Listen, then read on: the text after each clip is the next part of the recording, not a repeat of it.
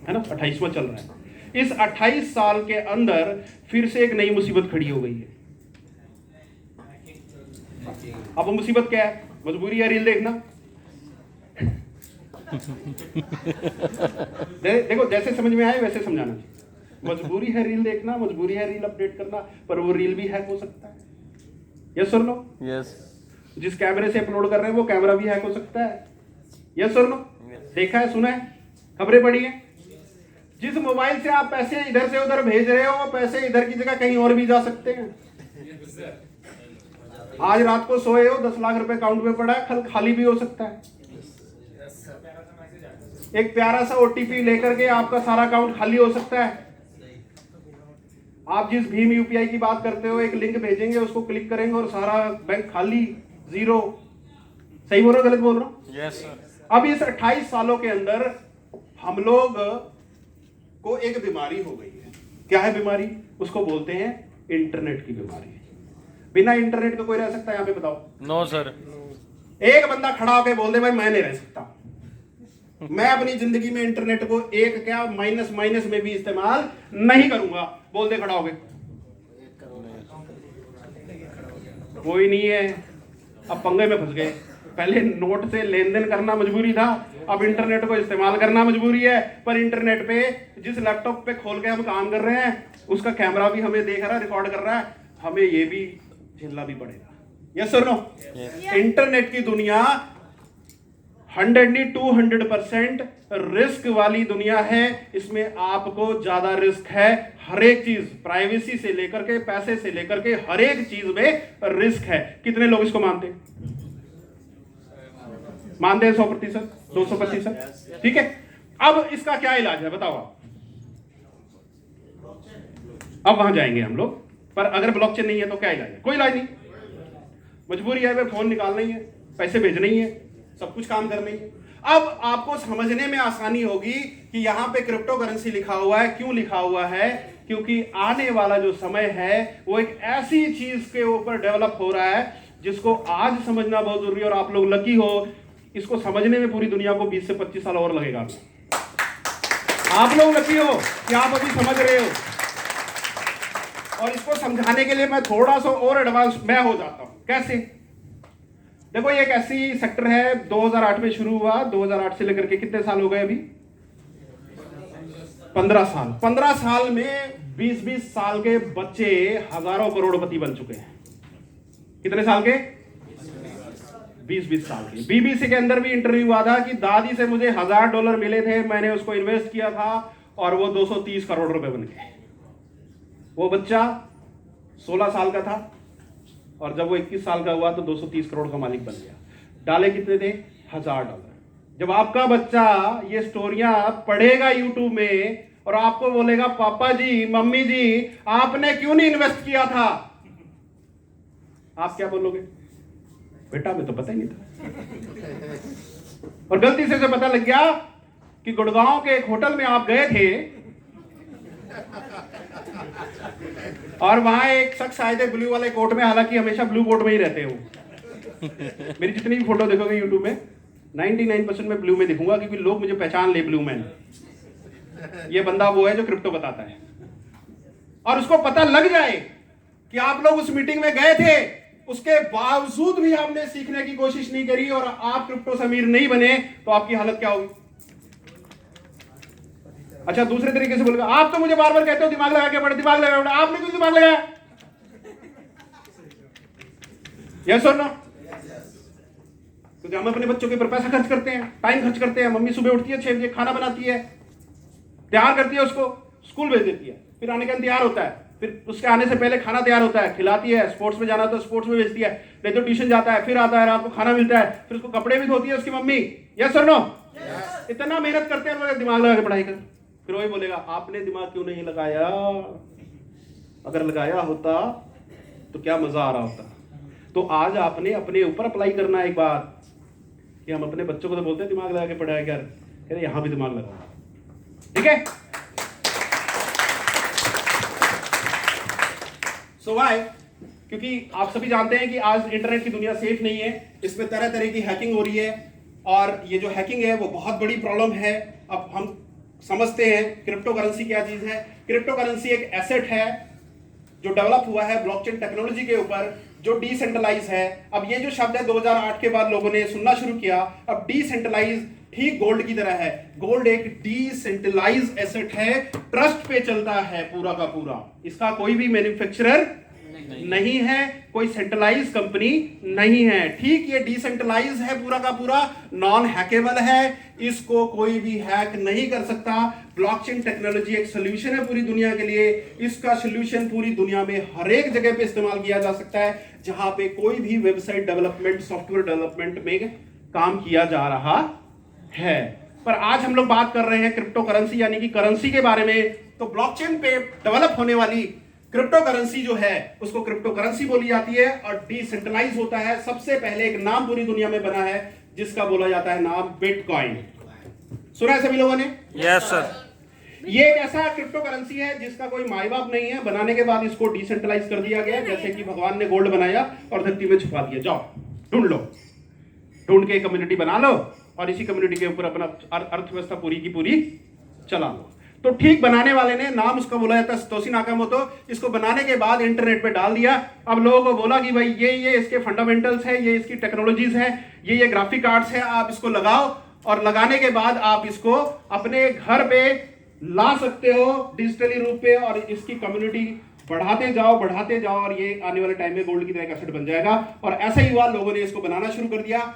यहां पे एक फॉर्मूला सेट हुआ लिमिटेड सप्लाई हाई डिमांड का, जो गोल्ड से भी बड़ा पावरफुल तय किया गया। क्या? गोल्ड की माइनिंग अभी भी चल रही है, निकल रही है। अभी अखबारों में पढ़ा होगा 13-14 दिन पहले कि वहां पे इतना गोल्ड का माइनिंग का मिलने का आसार है। अगर वो मिल गया तो मार्केट डंप हो जाएगी। ठीक है ना, कि अगर वो आता है तो गोल्ड की मार्केट गिरेगी, रेट और नीचे आ जाएगा। ऐसा क्यों है? क्योंकि सप्लाई आ जाएगी बहुत ज्यादा। पर इसको बनाते वक्त इसका जो सप्लाई रखा सिर्फ और सिर्फ 2 करोड़ 10 लाख, ओनली 2 करोड़ 10 लाख, इससे ज्यादा ये बन नहीं सकता। बनाने के फॉर्मूलेस डाल दिए गए सारे के सारे कि भाई इसको समझो और इंटरनेट से माइन करो। अब समझेगा कौन? जो इंटरनेट को समझता होगा कि वो इंटरनेट से माइन करना है। इस तरह के सर्वर, एक कम्युनिटी जिसको बोलते हैं माइनिंग कम्युनिटी, वो इस तरह के सर्वर को बोला जाता है।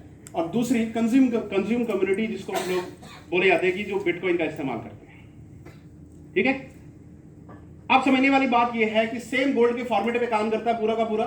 ए कम्युनिटी बनाती है, बी कम्युनिटी कंज्यूम करती है। ए कम्युनिटी कौन है इसमें? Digital community. ओके, इंटरनेट से निकालने के लिए इसको इंटरनेट की टेक्नोलॉजी चाहिए, तो यहां से इस तरह के ग्राफिक कार्ड लगा के सर्वर तैयार किए गए। एक अर्न माइनर करके एक कंपनी है जो इस तरह के सर्वर तैयार करती है। अब सैमसंग भी करती है, 10-12 कंपनियां तैयार करने लगी है इसको। ये सर्वर इंटरनेट से जोड़े जाते हैं बिटकॉइन के ब्लॉकचेन से और ये इंटरनेट से बिटकॉइन पैदा करते हैं। पैदा होने के बाद ये ए कम्युनिटी, बी कम्युनिटी यानी हम लोग, हमें नहीं मालूम कैसे बिटकॉइन पैदा होता है। ये सर लो, अगर मालूम होता तो जब ये 5 पैसे का था तब ना माइन कर लेते हो।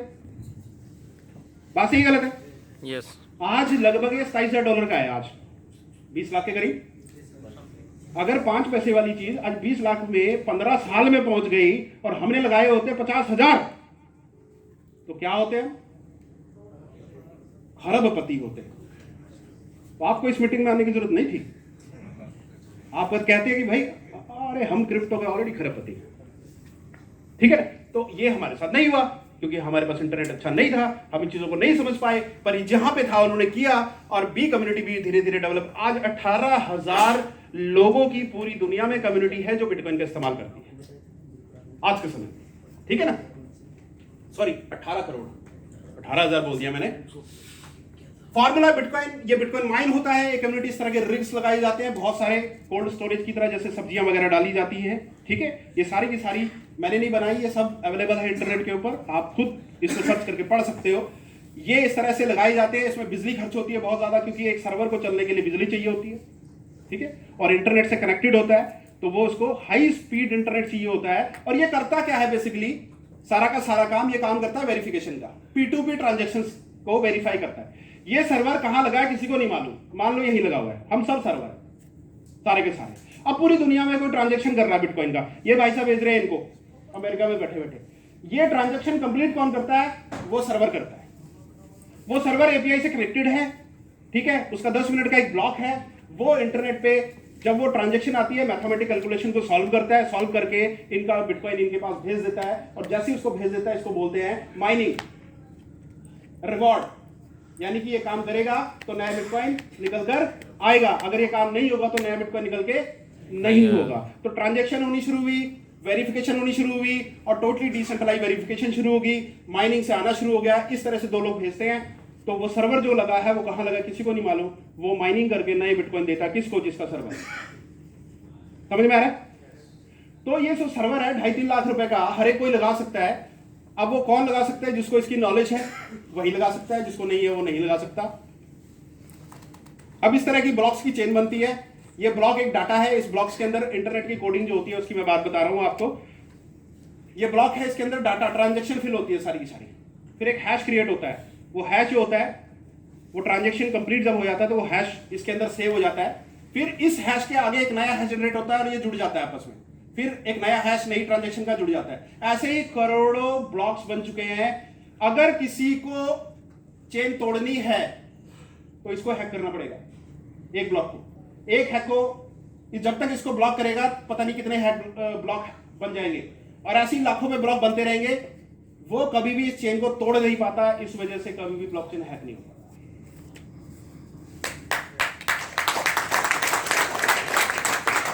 इस टेक्नोलॉजी को ब्रेक करने के लिए अमेरिका की जितनी बिजली खर्च होती है उतनी बिजली एक बार में लगानी पड़ेगी, क्योंकि ये सर्वर खाता है बिजली। उतनी बिजली लगा के, उतने सर्वर लगा के, रिवर्स बैक कैलकुलेशन करके फिर इस चेन को ब्रेक किया जा सकता है। मुझे बताओ इतने पैसे खर्च करने वाला कौन है जो इसको ब्रेक करेगा? कोई है? और ये चेन जितनी बड़ी होती जाएगी, डाटा जितना बड़ा होता जाएगा, उतनी ही ज्यादा इसको पावर, बिजली चाहिए होगी इसको ब्रेक करने के लिए। एक आम आदमी, एक आम हैकर जिसको कहते हैं ना, वो कभी भी इसको ब्रेक जिंदगी में नहीं कर सकता। ब्रेक फॉर्मूला भी दिया हुआ है, आप देखो कितना खतरनाक काम है। ये भी दिया हुआ है इसको कैसे आप हैक करके ब्रेक कर सकते हो, फॉर्मूला भी दिया हुआ है इसको बनाते वक्त। पर दुनिया में अब किसी की ताकत नहीं है जो इसको हैक कर सकता है। अब इसकी माइनिंग का फॉर्मूला क्या है? 2008 में शुरू हुआ, 10 मिनट का एक ब्लॉक बनता है। 10 मिनट का ब्लॉक जितने भी सर्वर मिलकर भरते थे उसको, ठीक है, डाटा को, 50 बिटकॉइन निकलता था उस ब्लॉक में से 2008 में, ठीक है। और उन लोगों में डिवाइड हो जाता था, इसको बोलते हैं माइनिंग होकर तो मिल जाता था। 4 साल का ये फॉर्मूला ब्रेक होता है। 2012 में ये आधा रह जाता है 25, फिर 2016 में 12.5, फिर 6.25, 2024 में ये 3.125 हो जाएगा, फिर 1.562 हो जाएगा। ये 2140 तक हर 4 साल में आधा आधा आधा होता जाएगा। कुछ सालों बाद ये पॉइंट में माइन हुआ करेगा। ये सारी कैलकुलेशन फॉर्मुलेशन सब गूगल पे दी हुई है, एवरीथिंग।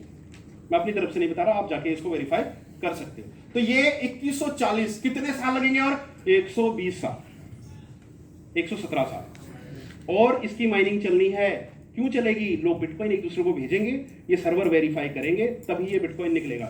लोग बिटकॉइन नहीं भेजेंगे, सर्वर काम नहीं करेंगे, तो बिटकॉइन नहीं निकलेगा। इट मीन्स 18 करोड़ जो लोग हैं वो इसका इस्तेमाल कर रहे हैं, लोग सर्वर पे पैसा खर्च कर रहे हैं और सर्वर्स लगा रहे हैं और बिटकॉइन को माइन करके ला रहे हैं। पर अब ये बिटकॉइन आम लोगों के हाथ से निकल चुका है। एक सर्वर लगाने से कोई काम नहीं बनता, डिफिकल्टी लेवल बढ़ चुका है, करोड़ों की इन्वेस्टमेंट है। तो आज दुनिया की जो टॉप 10 बड़ी बड़ी कंपनीज हैं जो सर्वर लगा रही हैं, वो आज अरबों खरबों कमाती है, अरबों खरबों लगा भी रखे हैं। अब आम आदमी के बस की बात ये नहीं, ठीक है। तो ये हिस्ट्री जो मैंने आपको बताई ये बिटकॉइन की थी। 24/7 इसको बिजली चाहिए सर्वर, क्योंकि उसको चलना है, ठीक है, और हाई स्पीड इंटरनेट चाहिए। अब जब भाई बिटकॉइन था तो किसी और क्रिप्टो करेंसी की क्या जरूरत है? बात सही है गलत है? अब बात यह थी कि ये इंटरनेट का प्रोडक्ट है, सभी के पास वीजा कार्ड होगा अभी जेब में, है कि नहीं है? यस। वीजा कार्ड जो है वो इंटरनेट से चलता है।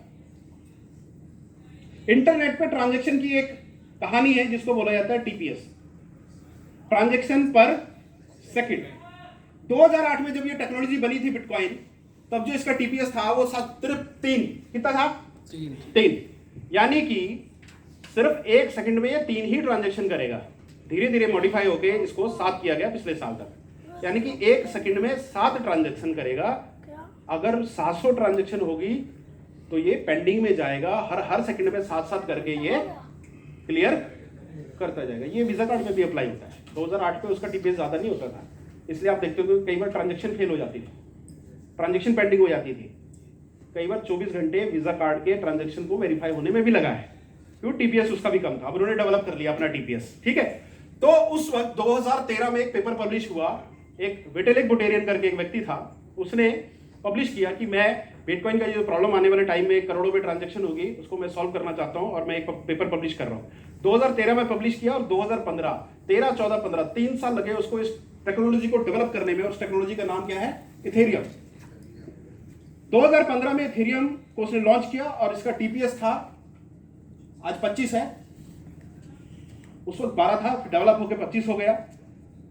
उस वक्त इतनी बड़ी टेक्नोलॉजी बन के आई कि लोगों ने जो क्रिप्टो इंडस्ट्री में थे वो इन्होंने इथेरियम में पैसा 2016 में लगाना शुरू किया। कोई भी चीज आती है तो आती तो पता नहीं लगती, टाइम लगता है, ठीक है ना। तो 2016 में 15 में जब आया था तो $1 से लॉन्च हुआ था। कितने से? $1। और 2018 में हाईएस्ट जो इसका प्राइस गया था $4400। कितना गया? 4400। 3 साल के अंदर ₹1 का इसने ₹4400 बना दिया। 1 लाख के कितने बन गए? 44 लाख नहीं सर, डॉलर। 1 लाख रुपए के पता नहीं हजारों करोड़ बना दिए, हजारों करोड़ बना दिए इस प्रोजेक्ट में। क्यों बनाया? क्योंकि इसका टीपीएस ज्यादा था और इसके अंदर कुछ खूबियां थी।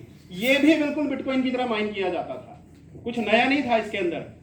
ये भी बिटकॉइन की तरह ही माइन होता है सर्वर से, बस इसकी फ्रीक्वेंसी कम कर दी गई, इलेक्ट्रिसिटी कंजप्शन कम कर दिया गया। हर 15 सेकंड में 5 इथेरियम बनाने लग गए। वो 10 मिनट में बनाता था ब्लॉक्स के साइज के हिसाब से, हर 15 सेकंड का इसका ब्लॉक बनता था और 5 इथेरियम बनता था। तो लोगों ने बिटकॉइन के साथ साथ इथेरियम के भी सर्वर लगाने शुरू कर दिए, चालू कर दिए। इसको बोला जाता है प्रूफ ऑफ स्टेक, बोला जाता है, सॉरी वर्क बोला जाता है। ये सामने लिखा है प्रूफ ऑफ वर्क, यानी कि ये सर्वर काम करेंगे तो माइनिंग होगी, सब कुछ सही तरह से चलता रहेगा। सर्वर रुक गए तो सारा काम बीच में रुकेगा। इसलिए हर एक व्यक्ति नॉलेज के साथ इसको लगाने लगे। अब इथेरियम ने एक नई चीज दी लोगों को, बोलते हैं स्मार्ट कॉन्ट्रैक्ट, यानी कि बिटकॉइन का ब्लॉकचेन सिर्फ लेन देन का काम करता है और कोई काम नहीं करता। इथेरियम ने पहली बार शुरुआत करी कि आप अब इसके अंदर आप अपनी इच्छा अनुसार कोई भी प्रोजेक्ट को डेवलप कर सकते हो इस ब्लॉकचेन के ऊपर, ठीक है। जैसे अगर आप अपना बैंक चला रहे हो तो सारा सिस्टम ही आप बैंक में इस ब्लॉकचेन पे बना दो, हैकिंग का सॉल्यूशन ही खत्म, प्रॉब्लम खत्म, सॉल्यूशन आ गया, ठीक है, सारा का सारा। तो इस तरह से स्मार्ट कॉन्ट्रैक्ट इस ब्लॉकचेन पे बना सकते हैं। तो ये नई चीज लोगों को धीरे धीरे समझ में आनी शुरू हुई, तो लोगों ने कॉन्ट्रैक्ट्स बहुत सारे बनाने शुरू कर दिए। अब वही कहानी फिर आता हूं कि कॉन्ट्रैक्ट बनना शुरू हो गया, सब कुछ होना शुरू हो गया, एनएफटीज बनने शुरू हो गए, मेटावर्स बनने शुरू हो गए, हर एक चीज बननी शुरू होगी इसके ऊपर। ये 15 सेकंड का ब्लॉक था इसका, ठीक है, 24/7 इलेक्ट्रिसिटी भी चाहिए, इंटरनेट भी चाहिए, इसको सब कुछ था। पर एक बहुत बड़े क्वेश्चन मार्क है कि ये बिटकॉइन से महंगा नहीं हो पाया। मैंने ठीक क्या बोला था?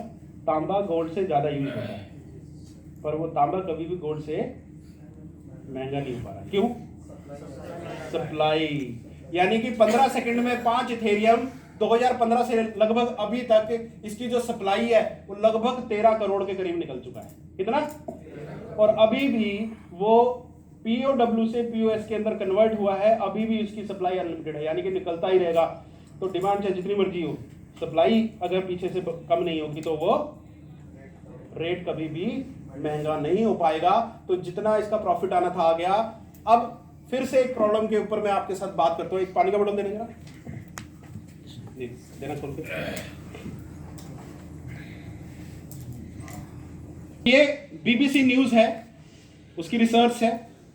वो ये कहता है bitcoin uses more energy than Argentina. Argentina country एक जितनी बिजली खर्च करता है उससे ज्यादा बिटकॉइन की माइनिंग खर्च करता है पूरी दुनिया में। होगी ना प्रॉब्लम? बिजली वैसी कम है, अब इसके लिए सर्वर लगा दिया अलग से। अब देखो कितनी कंजप्शन हो रही है बिजली की ट्रांजेक्शंस को करने के लिए, ठीक है ना। और भी बहुत सारी रिसर्च है। Bitcoin consumes similar amount of power to the Netherlands, कहता है नीदरलैंड के बराबर भी नीदरलैंड खर्च करता है टेरावाट हार से 111, बिटकॉइन खर्च करता है 111.7। हाँ जी, ये 2021 की रिजल्ट है, अभी 2023 आ गया, तो और ज्यादा खर्च करता होगा। अभी देखो टेक्नोलॉजी आ गई, दुनिया में, इस्तेमाल भी होने लग गया, लोगों को समझ में भी आ रहा है, करोड़ों में लोग इस्तेमाल भी कर रहे हैं, पर साथ के साथ प्रॉब्लम भी आ रही है। अब उसके सॉल्यूशंस भी निकाले जा रहे हैं तरह तरह से। Bitcoin consumes around half as much electricity as the UK जितनी बिजली खर्च करता है उसका आधा बिटकॉइन की माइनिंग का खर्चा है। अभी हम इथेरियम की बात ही नहीं कर रहे। इतनी बिजली चाहिए इनको चलाने के लिए। ये 2019 का डाटा है ये वाला। ये एक गूगल के ऊपर द इकोनॉमिक टाइम्स का रिसर्च पेपर डाला हुआ है। ये लिखते हैं कि बिटकॉइन की एक ट्रांजैक्शन करने में 2165 किलोवाट आवर्स बिजली खर्च होती है, जिससे कि अमेरिका में रहने वाले एक आम घर की बिजली 74 दिनों तक चल सकती है। ये इकोनॉमिक टाइम्स की रिसर्च है, मेरी नहीं है। यानी कि एक व्यक्ति, जस्टिनसन चाइनीज बच्चा है, उसने देखा भी दुनिया में तो बिजली बहुत खर्च होगी, इस टेक्नोलॉजी को तो लोग इस्तेमाल कर रहे हैं पूरी दुनिया के अंदर और करेंगे भी आने वाले टाइम में, मजबूरी है। तो इसने एक टेक्नोलॉजी बनाई जिसको बोला जाता है पीओएस। दिख रहा है सभी को? यस। जिसका नाम है ट्रोन। इसने एक पीओएस टेक्नोलॉजी बनाई जिसका टीपीएस 2000 बना। कितना? 2000। इसने बोला प्रूफ ऑफ स्टेक, बिजली की टेंशन खत्म। क्या? बिजली की टेंशन खत्म। अभी आपको ट्रांजैक्शन करनी है बिटकॉइन इथेरियम से कम खर्चे में ट्रांजैक्शन होगी और बिजली की बिल्कुल ही टेंशन खत्म, कोई सर्वर नहीं लगाना। Proof of stake. Proof of stake क्या है? आप सब जितने भी लोग हो, आप स्टेक होल्डर बन के आप वैलिडेटर बन सकते हो। यानी कि P2P जो ट्रांजैक्शन होती है उस ट्रांजैक्शन को वैलिडेट थर्ड पार्टी जो करता है, जो सेंट्रलाइज नहीं है, आप वो बन सकते हो। ठीक है, उसको प्रूफ ऑफ स्टेक बोला जाता है। ठीक है, तो जो लोग क्रिप्टो इंडस्ट्री में थे उनको समझ में आया, तो उन्होंने क्या किया, 10-10 हजार ट्रोन खरीदे और स्टेक होल्डर बने, उनको वोटिंग मिली और एसआर बन गए और इस तरह से proof of stake blockchain launch हो गया। आज पूरी दुनिया के अंदर पीओएस टेक्नोलॉजी लाने वाला ये पहला ब्लॉकचेन है जिसको ट्रोन बोला जाता है। एक एवोल्यूशन है। मैं जोरदार तालियां चाहता हूं इसके लिए।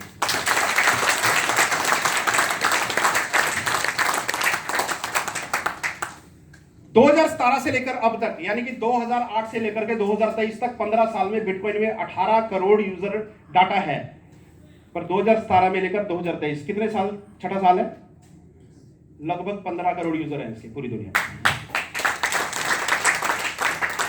अब समझने वाली बात यह है कि भाई इतनी जल्दी ग्रोथ किया, इतनी जल्दी सब कुछ किया, इतनी जल्दी डाटा भी क्रिएट हो गया, इतनी जल्दी लोग यूज भी होने लग गए।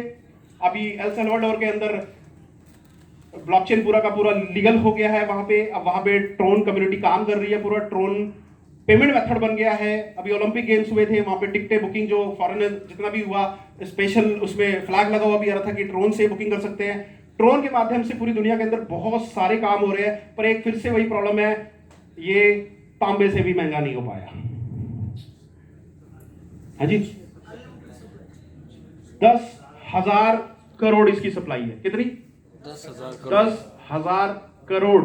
इतनी बड़ी टेक्नोलॉजी की समझने वाली बात है। लोग कहते हैं ट्रोन का रेट कब जाएगा 100 रुपए। मैं कहा भाई कभी नहीं जाने वाला। आज रेट उसका 5-5.5 रुपए है। 20 गुना रेट बढ़ने का मतलब है भाई साहब, मार्केट में जितना पैसा लगा है ना वो सब इस पे लगेगा तब जाएगा, अदरवाइज जा ही नहीं सकता। और ये कभी होने वाला नहीं है कि इस पे लगेगा इतना पैसा।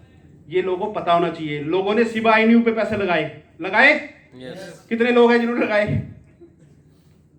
यस तो बोला, आप कोई खड़ा नहीं करेगा। उसकी सप्लाई से भी ज्यादा। और लोग पता क्यों लगाए? उसमें पैसों में था। कहते अगर ये 1 रुपए चला गया ना तो अरबपति। किसी ने कोई कैलकुलेशन नहीं करी कि भाई इतनी करोड़ों में सप्लाई है, 1 रुपए जाने के लिए इसको कितना पैसा चाहिए होगा। पूरी क्रिप्टो मार्केट का पैसा निकल कर लगेगा तब भी 1 रुपए नहीं जाने वाला। किसी ने कोई कैलकुलेशन नहीं लगाई, लगा दिया लाखों रुपए, लगा धड़ा, थोड़ा सा मार्केट ऊपर गया, मजा आ गया, बहुत पैसे निकल गए, 10 गुना हो गया, 20 गुना हो गया, इतने में खुश हो गए। और जब गया नीचे तो पता नहीं अरबों खरबों लेके चला गया। सही बोल रहा हूं सर? Yes sir. ठीक है, क्यों? क्योंकि किसी ने कोई कैलकुलेशन नहीं करी, कोई मैथमेटिक्स नहीं देखा। कैसे खत्म होगी सर्वर लगाने की, बिजली की, इतनी बिजली कहां से आएगी, कैसे क्या होगा। लोग बड़े फ्रेंडली इस पे काम कर रहे हैं। अब मैं इसका थोड़ा सा डाटा बताऊं जो मैं बता चुका हूं। 10,000 करोड़ सप्लाई है, टोटल लगभग 15 करोड़ अकाउंट इस पे बन चुके हैं। स्मार्ट कॉन्ट्रैक्ट के अंदर बिल्कुल ये इथेरियम की तरह काम करता है। इसके अंदर लगभग 22 लाख 2 22,618 कॉन्ट्रैक्ट बन चुके हैं, यानी कि 22 लाख से ज्यादा थर्ड पार्टी कॉन्ट्रैक्ट बने इसके ऊपर। 82,000 टोकन्स बन चुके हैं इसके ऊपर। समझने वाली बात है, देखो 82,000 टोकन्स बन चुके हैं और ट्रांजैक्शन 24 घंटे में लगभग 70 लाख ट्रांजैक्शन एक 24 घंटे के अंदर रोज होते हैं। कितने होते हैं? 70 लाख ट्रांजैक्शन। कहां होते हैं नहीं मालूम, पर होते हैं इस ब्लॉकचेन के ऊपर होते हैं। ये इस तरह का इसका एक डाटा आता है, एक फैसिलिटी देता है ट्रोन, जिसके अंदर वो ये बताता है कि अगर आप कुछ ट्रोन खरीद कर अपने अकाउंट में इसको स्टेक कर लेते हो बैंडविड्थ और एनर्जी के लिए, तो आप ट्रांजैक्शन फ्री कर सकते हो, आपकी फीस भी नहीं कटेगी। इस टेक्नोलॉजी का इस्तेमाल आप समझिए 10,000 करोड़ में से 4,800 करोड़ स्टेक में ही लगा हुआ है। लोगों ने स्टेक कर रखे हैं, मैंने भी कर रखे हैं 2 करोड़ के, because you are investing time and money in Polux coin.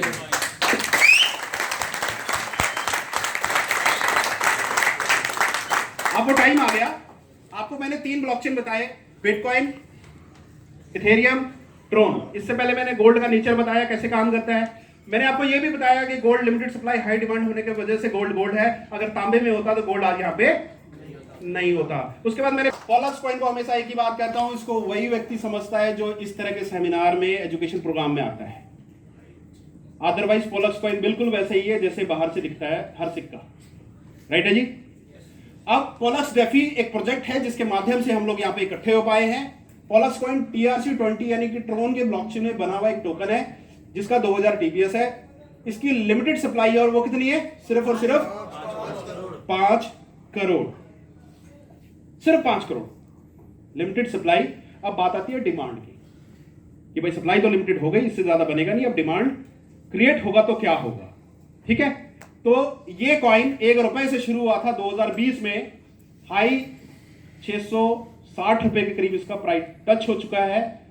जैसे हर एक एसेट का रेट ऊपर नीचे होता है वैसे इसका नेचुरल होता है, लगभग अभी 50 रुपए के बीच में इसका प्राइस चल रहा है। This is right time to invest, जिसको हम लोग कहते हैं इन्वेस्टर कैटेगरी, जो ऐसे मौके की तलाश करता है। अभी भी अगर मैं बात करूं 3 साल में ये 50 गुना की रिटर्न पे अभी भी बैठा हुआ है, यानी कि 1 रुपए के 50 रुपए पे, जिसने उस वक्त 660 में भी कैश नहीं करा होगा और आज करना चाहे तो 1 लाख के 50 लाख रुपए उसके 3 साल में हो गए। अच्छा है, यस। बैंक तो नहीं देने वाला इतना, बिटकॉइन भी नहीं देने वाला अब आपको इतना। आज 20 लाख का है तो 2 करोड़ का होगा तो 10 गुना पैसा होगा, वो कब होगा नहीं मालूम, 20 गुना पैसा लगेगा तो वो होगा उतना। ठीक है, अब बात करते हैं इसके अंदर लिमिटेड सप्लाई और हाई डिमांड का फॉर्मूला पूरा का पूरा काम करता है, क्योंकि 5 करोड़ इसकी सप्लाई है। अब इसको 5 करोड़ को ऐसा नहीं है कि कोई भी ले सकता है। हमने बिटकॉइन का आपको बताया कि वो माइनिंग से बाहर निकलता है, इथेरियम माइनिंग से निकलता है। सेम इसके अंदर भी एक फॉर्मूला है। 5 करोड़ का 70% जो कॉइन है एक वर्चुअल माइनिंग कॉन्ट्रैक्ट है जिसके जरिए बाहर निकलेगा। जो माइनिंग कॉन्ट्रैक्ट खरीदेगा, माइनिंग लगाएगा, तभी बाहर आएगा। अगर माइनिंग नहीं लगाई गई तो 70% 3.5 करोड़ को इंटरनेट पे ही पड़े रहेंगे। ठीक है, 27% रखा गया free distribution for community building. इस तरह के प्रोग्राम के अंदर आपको एजुकेट करके ये बताया जाता है कि आप 27% के अंदर पार्टिसिपेट करके आप कॉइन्स यहाँ पे कमा सकते हो और उस कॉइन्स की वैल्यू आप खुद समझ सकते हो। 1 रुपए से आज 50 है, कल को अगर 50,000 हुआ तो आपके साथ क्या हो सकता है। 3% रखा गया है, कम्युनिटी डेवलपमेंट फंड है ये। कुछ ही महीनों बाद इसका अपना खुद का एक ब्लॉकचेन आने वाला है जिसके ऊपर इसको दिया जाएगा रिवॉर्ड पे। 70% माइनिंग का एक प्रोग्राम है, यहाँ पे दिया गया है। पूरे 35 फेस है जिसमें 10 फेस दिए गए हैं। पहला फेस है जिसमें 1 लाख सर्वर है वर्चुअल। कितने हैं? 1 लाख सर्वर 20 लाख कॉइन बनाते हैं। 1000 दिन का कॉन्ट्रैक्ट होता है। $5 का पहला फेज था, वो खत्म हो चुका है। दूसरा भी खत्म हो चुका है, जो $10 का था। $25 वाला भी खत्म है, $125 वाला भी चल रहा है। चौथा फेज है, उसमें भी 1 लाख सर्वर है। 1 लाख सर्वर जैसे ही खत्म हो जाएंगे, ये बिक जाएंगे, उसके बाद 5वां स्टार्ट हो जाएगा फिर से। अगर ये माइनिंग लगते रहेंगे तभी ये कॉइन बाहर निकलेंगे, नहीं तो नहीं निकलेंगे। अब 27% जो फंड है, एयर ड्रॉप है, बाउंटी प्रोग्राम है, स्टेकिंग रिवॉर्ड है, फिक्स प्रोग्राम जो चल रहा है उसके लिए है। फ्री में देना है, बेचना नहीं है। क्या करना है? फ्री में देना। फ्री में देना है, आपने फ्री में लेना है। ठीक है ना, जितना मर्जी आप काम करके यहां से ले सकते हो। अब इस स्टेकिंग प्रोग्राम के अंदर कैसे मिलता है? हमारे 3 प्रोग्राम है, 18 महीने, 24 महीने और 36 महीने। मंथली कितना मिलता है? 2%, 3% और 4%। सभी को मालूम है ये? Yes. यही बताया गया होगा? Yes. इससे ज्यादा या कम तो नहीं बताया गया होगा। ठीक है, यहाँ पे अगर 18 महीने के लिए आप 1 लाख के कॉइन खरीद के लगाते हैं तो जितने भी कॉइन लगे 18 महीने बाद आपको वापस मिल जाते हैं। 1 लाख के ऊपर आपको 2% मिलता है। मैं INR में बता रहा हूं, ये सारा का सारा डॉलर पे चलता है, इंटरनेशनल डॉलर पे सारा कैलकुलेशन होता है। वर्ल्ड के किसी भी कोने से कोई भी कहीं से भी खरीद के इसके अंदर पार्टिसिपेट कर सकता है। डिसेंट्रलाइज प्रोजेक्ट होने की वजह से किसी भी कंट्री की किसी भी तरह की कोई भी परमिशन लेने की आवश्यकता नहीं है। सेंट्रलाइज चीजों को परमिशन लेने की आवश्यकता पड़ती है। क्लियर है जी? ठीक है, यहां एक सवाल उठता है कि क्या गवर्नमेंट इसको लीगल मानती है, नहीं मानती है? गवर्नमेंट हमेशा सेंट्रलाइज सिस्टम को लीगल और इलीगल मानती है, डिसेंट्रलाइज को नहीं मानती है। जैसे एक एग्जांपल तौर पे देता हूं, ये गोल्ड लीगल है या इलीगल है? हाँ जी, ये डिसेंट्रलाइज है। इसका लीगल और इलीगल होने का कोई डिफरेंस नहीं है इसके बीच में। हाँ, गवर्नमेंट ने देखा भाई इसकी कम्युनिटी यहां पे काम कर रही है तो इस पर टैक्स लगा देते हैं, कमाई कर लेते हैं। अब इसको खरीदने के 2 तरीके हैं, सभी को मालूम है 2 तरीका? यस। हाँ, ये ऑनलाइन ऑफर, टैक्स वाला बिल और विदाउट टैक्स वाला। वैल्यू के आपके पास डेवलपमेंट फंड, कम्युनिटी जब ब्लॉकचेन लॉन्च करेगी अभी तो उसके अंदर यूज होगा ये। We are developing our own DPoS blockchain. हाँ, 80% लोगों को हम टारगेट कर रहे हैं अपने ब्लॉकचेन के अंदर। अब यहां से कहानी शुरू होती है कि भाई 1 का 3 भी हो सकता है, जो प्लान हमने दिया है 1 का 3 करने वाला। समझ में आ गया आपको जो भी थोड़ी देर पहले बताया? ठीक है, अब कोई आपको ये नहीं बताएगा कि आपके साथ कल क्या हो सकता है अगर आप ये वाला काम समझ जाओ तो। 1 का 3 तो आप कर रहे हो, ठीक है, सिंपल। आज इथेरियम भी खरीद के 1 के 3 कर लोगे, उसका कोई डिविडेंड वाला प्लान नहीं है तो नहीं कर पाओगे, पर खरीद के अगर बढ़ गया तो हो जाएगा, है ना? पर एक बिहाइंड द सीन एक ऐसी चीज है जिसको कोई नहीं बता रहा, जो मैं बताने जा रहा हूं और जहां पे आप कल को पार्टिसिपेट कर सकते हो यहां से कॉइन इकट्ठा करके। और वो ये है कि हम 80% कम्युनिटी को फॉलो करके अपना ब्लॉकचेन लॉन्च कर रहे हैं, जैसे ट्रोन ने अपना ब्लॉकचेन लॉन्च किया, इथेरियम ने किया। अब वहां पे ट्रोन में जो SR बने थे, जो माइनर बने थे, स्टेक करके मैंने बताया थे 10-10 हजार कॉइन उन्होंने खरीदे और स्टेक होल्डर बन गए। याद है सभी को? याद है? अब उनके साथ क्या हो रहा है वो सब भी हम यहां समझते हैं, और आपके साथ क्या हो सकता है अगर ये करते हो। That is direct selling community of blockchain industry. हमने 80% लोगों को फोकस किया है। वो 80% कौन है? वो आप सब कम्युनिटी है। मुझे बताओ, आज तक आपको क्रिप्टो का ज्ञान बिना नेटवर्क इंडस्ट्री के अलावा मिला कहीं से? यानी कि पूरी दुनिया के अंदर अगर बात करें तो 80% लोग जो हैं नेटवर्क कम्युनिटी के लोग हैं, वही क्रिप्टो का प्रचार बढ़िया तरीके से कर रहे हैं, अपने यार दोस्तों रिश्तेदारों को बता रहे हैं। सही बोल रहा हूं, गलत बोल रहा हूं? यस। पर कहानी क्या है कि TPS कम होने की वजह से जब इथेरियम में ये हो रहा था तो उसकी फीस बढ़ गई, लोग इथेरियम को छोड़ के ट्रोन में आ गए। ट्रोन की फीस बढ़ी तो उसको छोड़ के BNB में चले गए। कल को BNB का फीस बढ़ेगा तो छोड़ के कहीं और चले जाएंगे। उनको कोई ऐसा प्लेटफॉर्म नहीं मिल रहा जहां पर वो एक जगह पर टिक कर काम कर सके। उसको हमने फोकस किया है और उसको हम लोग डेवलप कर रहे हैं।